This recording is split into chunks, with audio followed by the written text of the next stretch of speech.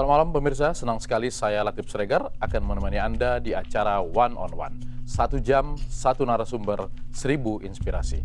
Baik pemirsa, siapakah tamu kita malam ini? Mari kita saksikan tayangan berikut ini.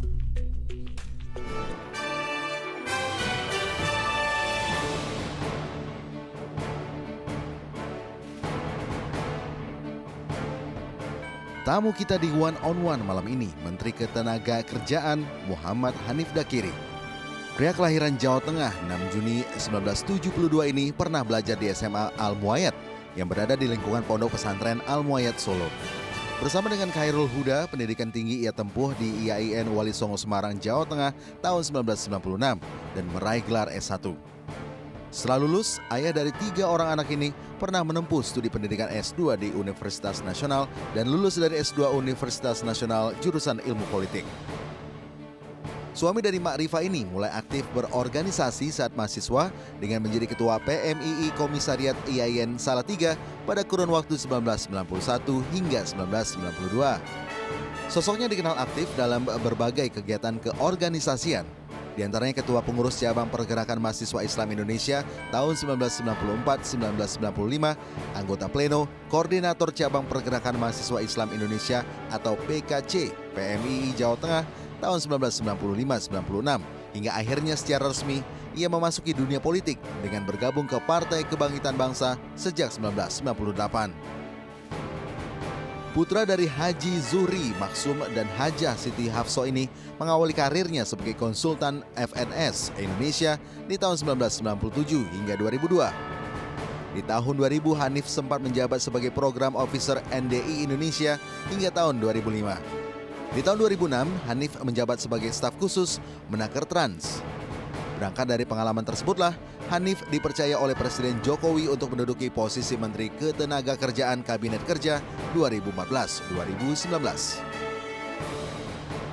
Sosok ayah Hanif merupakan guru sekolah SD, sementara ibunya sempat berprofesi sebagai seorang TKW.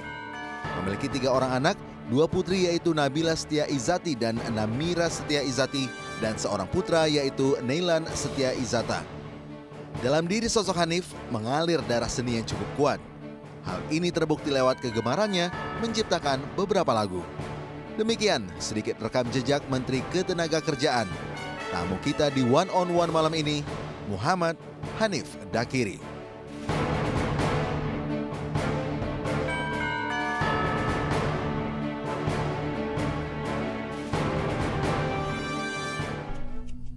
Ya, tamu kita malam ini Muhammad Hanif Dakiri. Selamat malam Pak Menteri. Selamat malam. Usia 42, badan masih langsing begini. Tidak bisa gemuk ini. Tidak bisa gemuk. Ini menunjukkan juga kesiapan untuk kerja. Insya Allah. Bagaimana Anda menerjemahkan pesan Bapak Presiden bahwa semua menteri harus kerja? Ya, pada dasarnya itu menjadi tugas utama dari pemerintah. Dia harus bisa mengambil keputusan secara cepat, dia harus bisa mengeksekusi keputusan secara cepat, dan outputnya bisa diukur dari seluruh kinerja yang dilakukan. Jadi saya kira arahan dari Bapak Presiden soal kerja itu yang memang sudah seharusnya dilakukan oleh seluruh anggota kabinet. Oke, jadi hanya beberapa hari ditunjuk sebagai menteri, Pak Hanif langsung sidak ke penampungan TKI dan main panjat pagar segala, itu untuk menunjukkan keseriusan kerja itu? Bukan, itu hanya sekedar instrumen awal untuk melihat apakah sistem yang kita punya, yang dalam beberapa hal ini sudah ada yang sudah cukup baik, dalam beberapa hal yang lain masih ada yang bolong-bolong. Nah, saya berbicara soal sistem yang sudah cukup baik dulu. Sistem yang sudah cukup baiknya apakah benar-benar bisa dilaksanakan di lapangannya apa tidak? Apakah penegakan hukumnya berjalan apa tidak? Apakah kepatuhan orang terhadap aturan itu berjalan apa tidak? Nah, ternyata dari sidak yang saya lakukan kan kelihatan bahwa aturan misalnya mengenai penampungan yang dipenuhi sekian syarat, harus begini, harus begitu, ternyata tidak dipenuhi. Jadi artinya kepatuhan para stakeholders dalam soal karena kemarin sidaknya adalah terkait dengan isu tenaga kerja Indonesia. Jadi kepatuhan hukum stakeholders yang terkait dengan tenaga kerja Indonesia ini kan masih terus-menerus harus kita perkuat gitu. Oke, selain sidak juga kemudian belusukan ke beberapa kantor, termasuk ke BNSP, menemukan beberapa hal yang janggal juga. Ya, Apakah sudah membayangkan bahwa memang rumit penanganan ketenaga kerjaan di Indonesia? sebenarnya tidak rumit-rumit amat ya. Cuman karena ini problem yang sudah berkelindan dari waktu ke waktu, dari tahun ke tahun, sehingga ini sudah sedemikian complicated gitu. Banyak aktor yang terlibat, prosesnya sedemikian panjang, birokrasinya demikian luas, instansi-instansi yang terkait juga banyak. Nah, sehingga ini jadi semacam harus mengurai benang kusut yang ada. Nah, di sini kita ini memerlukan kehati-hatian, kita memerlukan ketelitian untuk bisa menemukan start yang paling tepat. Nah, sidak saya ke kantor BNSP, Badan Nasional Sertifikasi Profesi, di mana ini adalah institusi yang terkait dengan atau yang bertanggung jawab ya terhadap persoalan sertifikasi profesi, termasuk dari PLRT yang kita kirim ke luar negeri, ya kan, melalui lembaga sertifikasi profesi yang ada di bawah mereka ini kan menjadi palang pintu terakhir. Jadi ada proses rekrutmen, ada proses uji kesehatan, ada atau medical check up ya, ada proses, ada tes psikologi, ada soal asuransi, ada pelatihan, ada pengurusan dokumen, macam-macam, ada sekian banyak proses itu.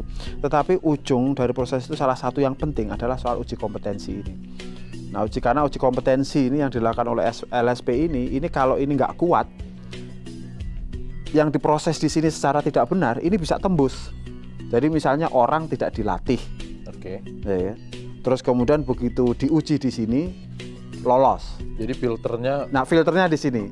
Nah, di situ yang saya kira ini penting untuk memastikan bahwa bahwa kita semua ini harus kita tata, semua ini harus kita perbaiki, tetapi kita juga membutuhkan shortcut, ya kan, yang setidaknya bisa meminimalisasi maksud saya dampak-dampak yang ditimbulkan dari proses-proses yang tidak benar. Proses-proses yang tidak memenuhi ketentuan hukum, proses-proses yang tidak menunjukkan keberpihakan kepada pelayanan maupun perlindungan tenaga kerja kita yang bekerja di luar negeri. Jadi kalau di sininya bagus, berarti ketika nembus di sini dia pasti akan tembus ketika bagus. Tapi ketika jelek dia akan harus mental. Nah, selama ini kan yang terjadi nggak seperti itu. Ada yang bisa lewat. Yang saya walaupun bukan ada, banyak. Nah, ini yang saya temukan kan di situ. Nah, justru di sini kenapa kemudian kita harus perbaiki. Shortcut yang lain. Kemarin Presiden memerintahkan untuk mencabut kartu tenaga kerja luar negeri, KTKLN. Padahal itu kan berisi bukti bahwa mereka memenuhi syarat, kemudian bukti kelengkapan data TKI yang kita kirim ke luar negeri. Kenapa dicabut? Begitu kan yang harus dibaca dari statement Presiden dalam e-belusukan tempo hari, itu adalah komitmen Bapak Presiden yang serius dan sungguh-sungguh di dalam memberikan pelayanan dan sekaligus perlindungan terhadap calon-calon tenaga kerja kita yang bekerja di luar negeri. Nah, keluhan dan komplain terhadap hal ini kan sangat banyak, termasuk penghapusan KTKLN itu.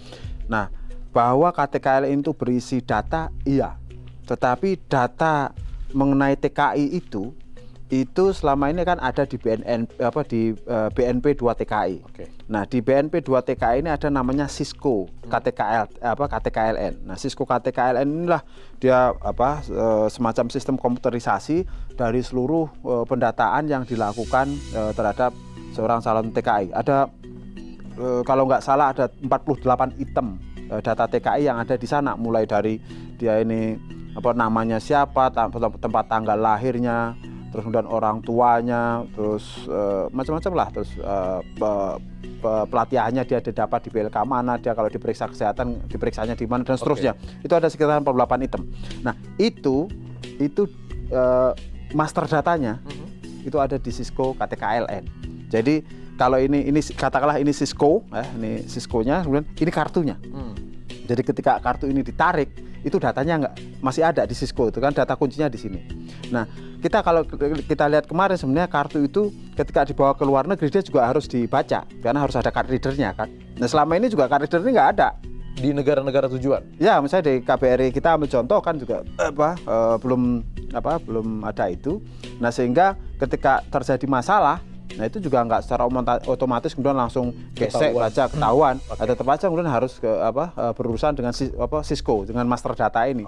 Nah, jadi artinya secara teknis ini masih bisa diperbaiki. Jadi ambil contoh misalnya pertanyaan lalu alternatifnya apa? Nah, ini kalau soal posisi hukumnya ya, kita sedang melakukan kajian. Nanti terobosan hukumnya seperti apa? Kita masih melakukan kajian terhadap hal itu. Nanti kita tentu akan koordinasi juga dengan BNP 2 TKI menyangkut soal ini. Tetapi secara teknis tidak perlu dikhawatirkan terkait dengan soal data TKI itu. Karena tidak akan ada yang hilang data di server Enggak. Kan itu di kartunya. Baik. Ya kan? Nah, ini ada, misalnya saya ambil contoh, ini ada contoh barcode. Ya kan? Barcode, katakanlah di sini ada data, di sini ada barcode. Oh, iya. Nah, barcode ini kalau di-scan, ya kan, dengan QR code yang bisa di-download, di-install dari Android, dari smartphone lah, katakan begitu, dari smartphone, ini bisa muncul datanya. Nah, jadi kalau misalnya barcode kayak gini ditempelin, barcode yang berisi misalnya data Cisco KTKLN, misalnya katakanlah dia ditempelkan di paspor, itu juga langsung sama aja. Semua. Iya, sama aja, dan itu cukup, malah nggak perlu pakai card reader segala macam itu. Dan tidak perlu ada kartu lagi. Nggak apa? Ini barcode-nya nanti ada di mana? Ada di kertas biasa aja atau di paspor, bisa ditaruh di paspor aja bisa sebenarnya. Itu kalau misalnya secara teknis ya. Nah, terus terang ya kalau terkait dengan soal ini kita akan masih melakukan kajian lagi kan, karena ini harus dilihat dari sisi hukumnya, kemudian secara teknis seperti apa. Tapi yang saya ingin katakan adalah bahwa ide yang terkait dengan penghapusan KTKLN sebagai respon dari aspirasi para TKI kita ini atau buruh migran kita ini masih mungkin secara teknis itu ada. Masih bisa carikan penggantinya. Pokoknya poinnya adalah bagaimana mengurangi beban biaya dan bagaimana menjaga keselamatan para TKI kita. Betul. Baik, Pak Hanif, kita istirahat dulu. Pemirsa, kita break sebentar, tetaplah di One on One.